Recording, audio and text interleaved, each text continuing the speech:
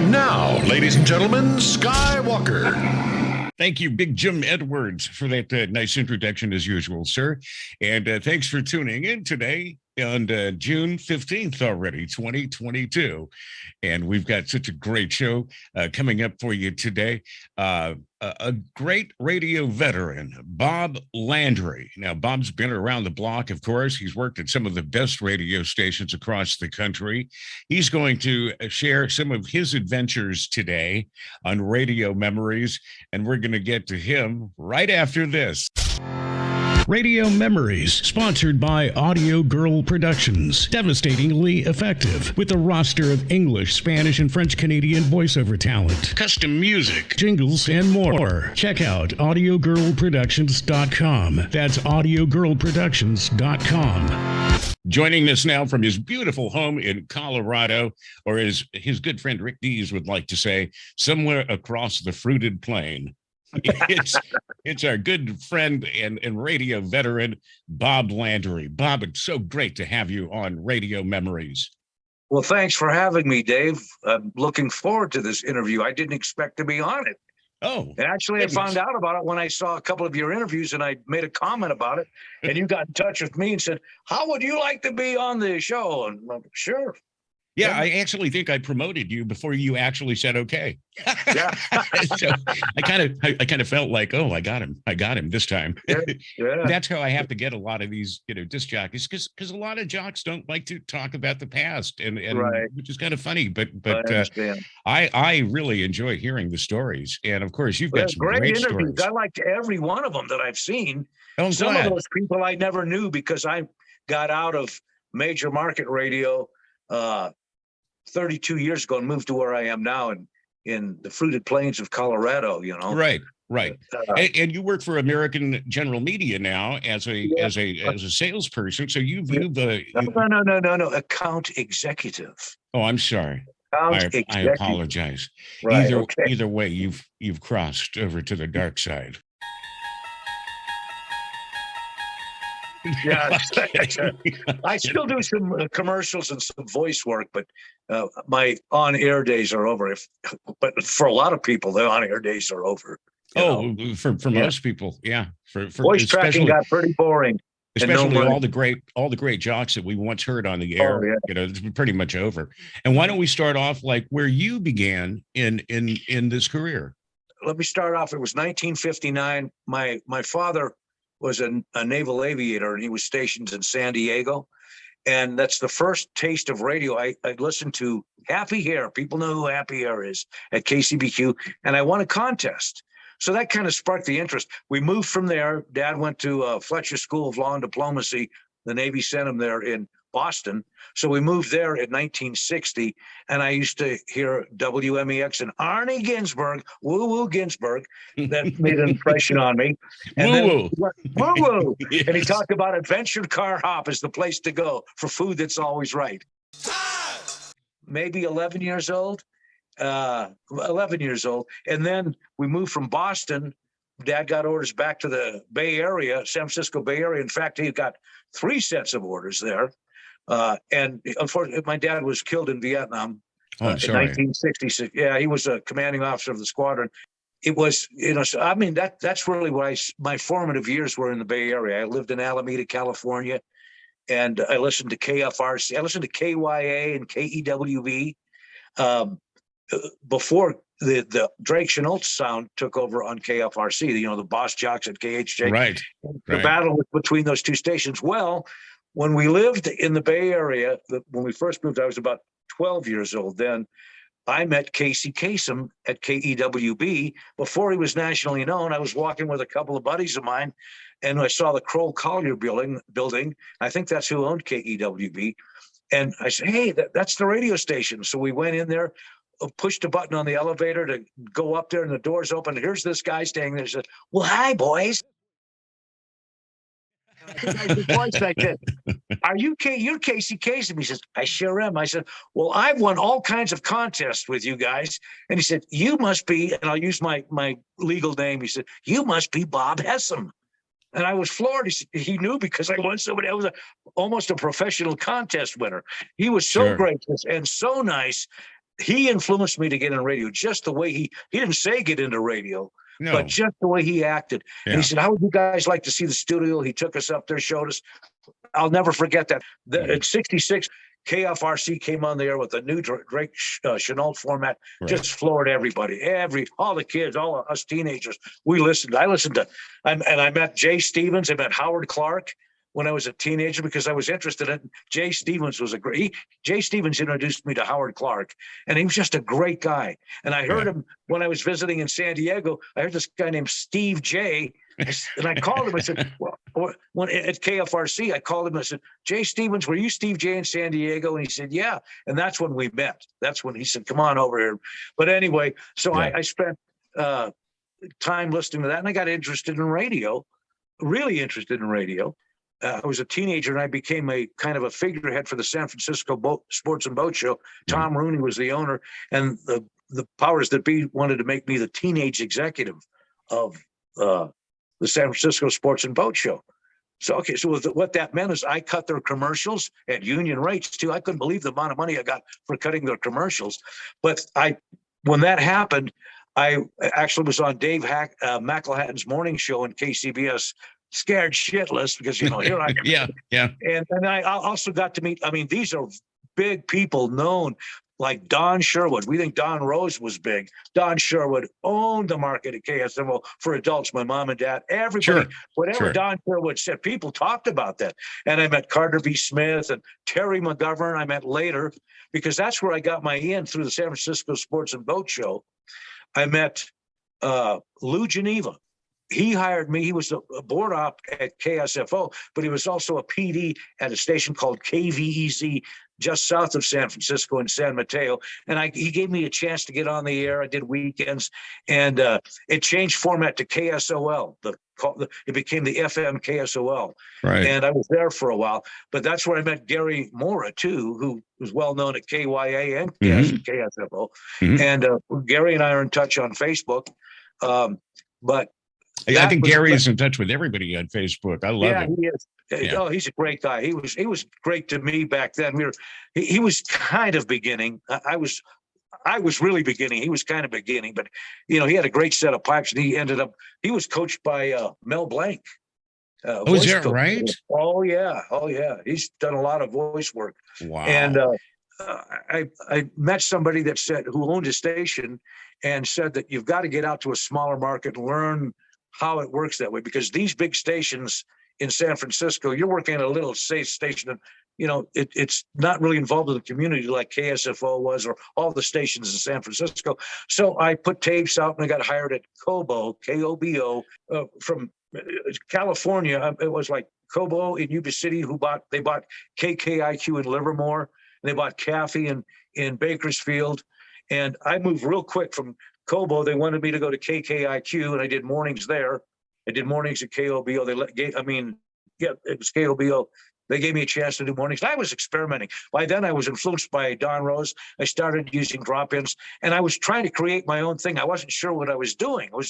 I'm learning on my own, because these guys are kind of equivalent. They're beginners too. Yeah. And then we went to KKIQ. I was there a very short time. And how could you not be just enthralled with listening and trying to learn from Dr. Don Rose? He was just so good at what he did, and he always made you laugh. He always put a smile on your face. Dr. Don Rose was one of the best morning disc jockeys, even though a lot of people say, well, he's a little campy, he's a little corny. But you know what? That was always put that smile. So yeah, he always put a smile on your face. He always made you feel good.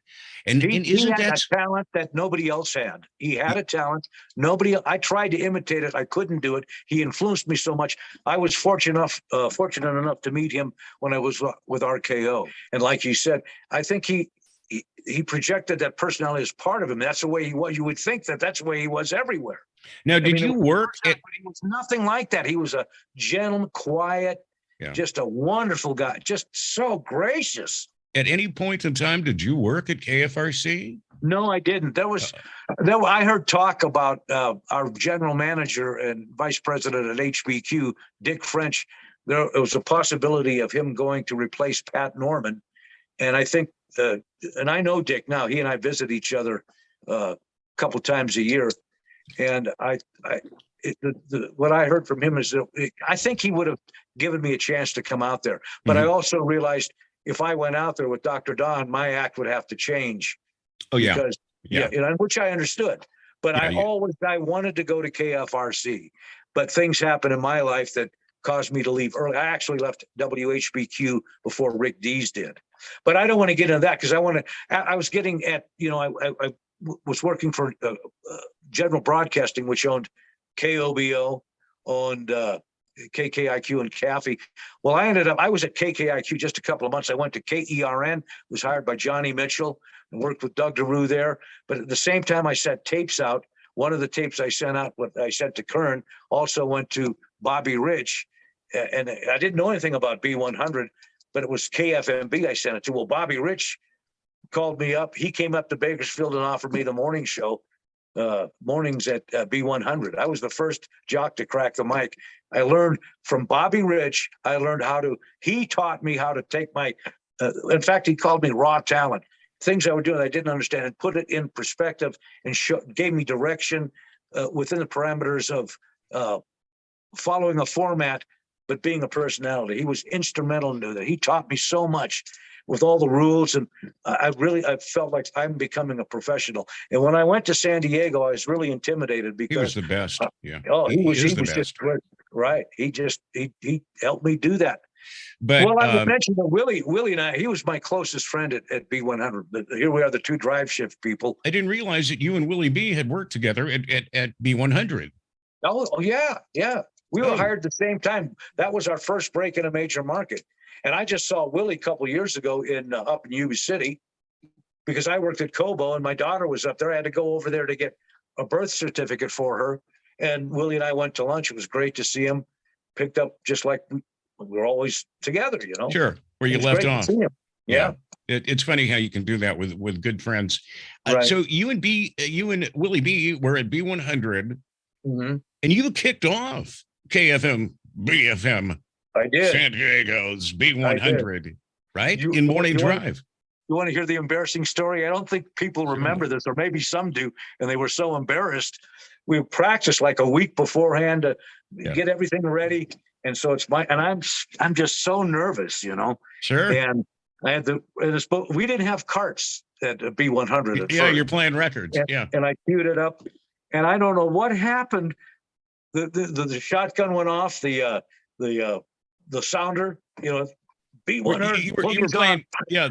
And I hit the button, and the record jumped. It skipped. It's like, oh geez, and I potted down the mic and started over again. No one said anything to me, which said nobody was listening, or they were just being gracious, not saying anything. They're just being gracious. I bet you Bobby remembers though. Because shit like that happens. Come on. Yeah, I know.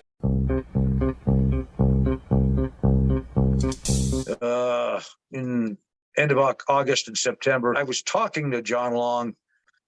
That's when I was hired at WHBQ. I arrived there the first week of October, 76. Yeah. And they took care of me. I mean, my family, at the time we had two children. My son, Eric, was just an infant. And Jessica, my oldest daughter, she's on one of the surveys with me on B100. Jessica is the Ann Landry answer lady. That was one of my bits. And so we moved out there, and we lived in a motel, nice motel called the Admiral Bimbo, Southern Admiral Bimbo, Southern gentleman. And we lived there for a month until we found the place we wanted to live. And RKO was so good to me, know? Yeah. What a great company to work for. And the best. That was the best. Well, this says a lot for John Long, the PD, and Dick French, the general manager. They knew what they were doing. And it was Dick French who was instrumental in getting Rick Dees from WMPS, or after he left WMPS to HBQ. And interesting story how that happened. And I pretty much dealt with John, but I got to know Dick French. And I didn't know him well because John was our captain, and all the jocks answered to John. Now, maybe Rick, a little bit different, but But John you was, and Rick in Memphis. Now here you are in Memphis, Tennessee, and you're at HBQ, WHBQ, and you and Rick Dees are the top stars in the market. okay. What is love? Baby, don't hurt me. Don't hurt me no more. It's kind of embarrassing. Yeah, we were celebrities. That's for sure. Well, you certainly there were billboards. You guys were promoted well. What is love? Everybody knew who you were in Memphis. Baby, don't hurt me. Mm-hmm. And so, how long were you in Memphis? I mean, and why didn't you stay? About 2.5 years. I was there about 2.5 years, and I mean, I'll be honest with you. And I don't want to sound religious. I had an experience with Christ, the Holy Spirit. I mean, that's all I can say. You take for it what it is worth to you. Mm-hmm. And it literally changed my life. And I what I asked for is a leave of absence, and John wouldn't give it to me. And Dick French had already left, and it was T.J. Donnelly was the general manager. He understood. I said, "Well, I've got to go back." I was being moved by the Spirit. My mother was going through a tough time, and my plans when I asked for a change or a leave of absence was to be able to leave and then come back, but that it was already in motion, and T.J. Donnelly he bought out the contract, and he gave me a bunch of money to move my family back to California, and that's what I did. And then I left before Dees did, and I think, I'm not sure, but I had a feeling they were getting me ready to do mornings in Memphis when Dees left, and it kind of probably threw a cog into the wheel. I don't know for sure, but what happened is what happened.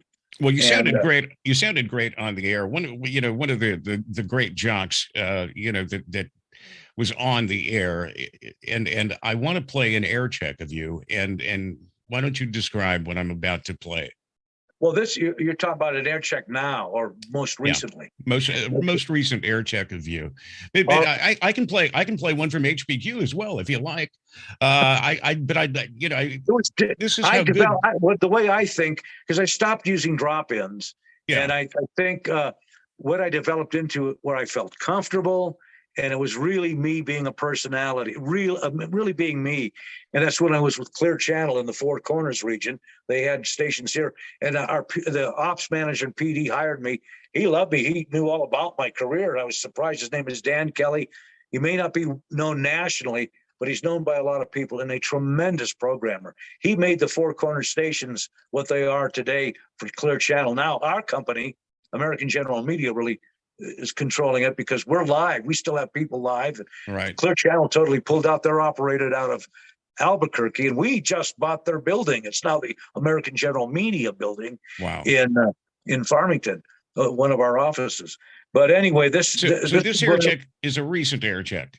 Well, it's probably, it's a little over 10 years, but I haven't really been doing anything except sales.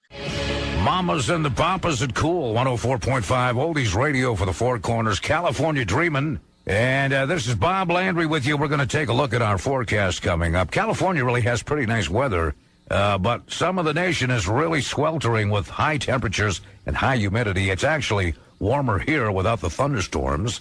And next January, when it's freezing cold, I want you to look back and remember how hot it was today and how annoying I was for mentioning it. Cool 104.5. Four Corners weather. Looks like a great night to spend under the stars with your significant other who could be your lover. Isn't it romantic? Lows tonight in the 50s, highs tomorrow in the 90s, and sunny in the Four Corners. Cool 104.5. Good times, great oldies.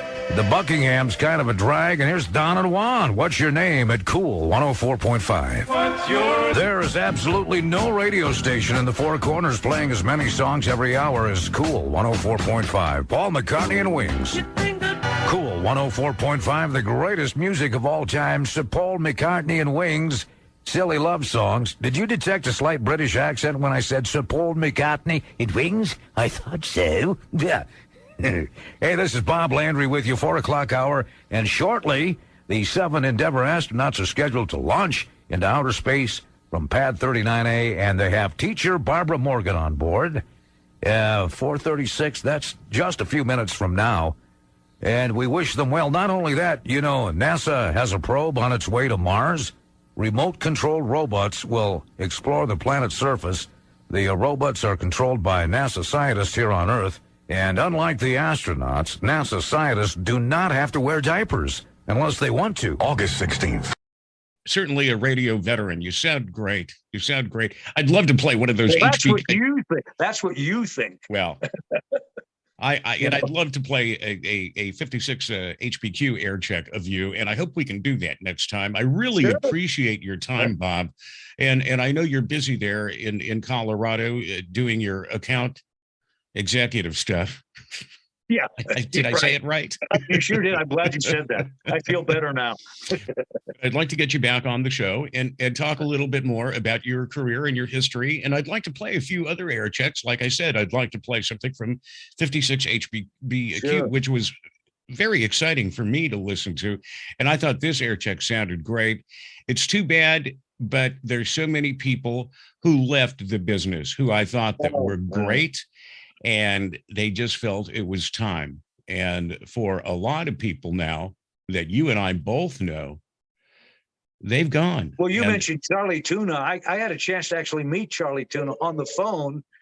That's an important sales call I'm getting, I'm sure. Well, obviously a bigger name. It's Saturday. It's Saturday. A bigger name on the other line is calling.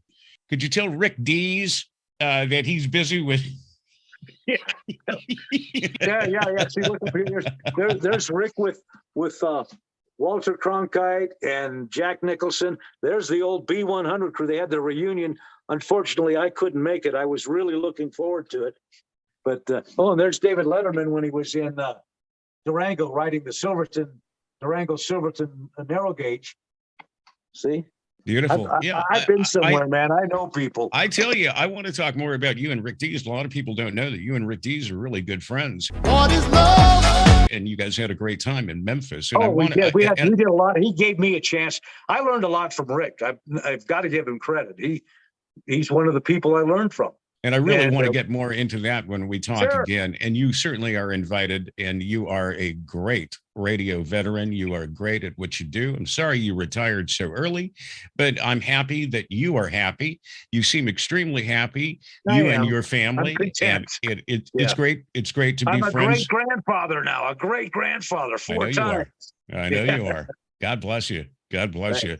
And you know what? We're going to talk again real soon. And if that's okay with you, I'd like to invite you back on Radio Memories and continue this conversation, because we didn't nearly get enough time. There never is nearly enough time. I know. And you and I are good friends. And so I'd like to talk even further. And Bob, I just want to thank you for your time, and take care of yourself. I will. Thank you, Dave. And you too. You take care of yourself. Thank you, my friend, Bob Landree, radio veteran, just a nice guy, funny guy. And I can't wait to have him back on the show, because we've got so much more to talk about. WHBQ, 56 HBQ, and B100, KFM, BFM. Love those stations, and he's got some great stories. And I can't wait to have you back on the show, Bob. I loved it, and I hope you enjoyed the show today. Now, speaking of WHBQ, coming up next time on Radio Memories, we're going to have the former Vice President and General Manager, Dick French, of HBQ during that time, during that era, the Rick Dees, Bob Landree era. And he's going to be talking about those experiences. I can hardly wait to talk to him about what was going on as Rick left WMPS and went to HBQ, and he was there during all of this. So this is going to be an interesting conversation. I hope you join us next time for some more great radio memories. Check out past interviews on the Radio Memories YouTube channel and on Spotify. Click the links. This is Maggie McKay for Radio Memories, a Dave Schuyler production. Radio Memories.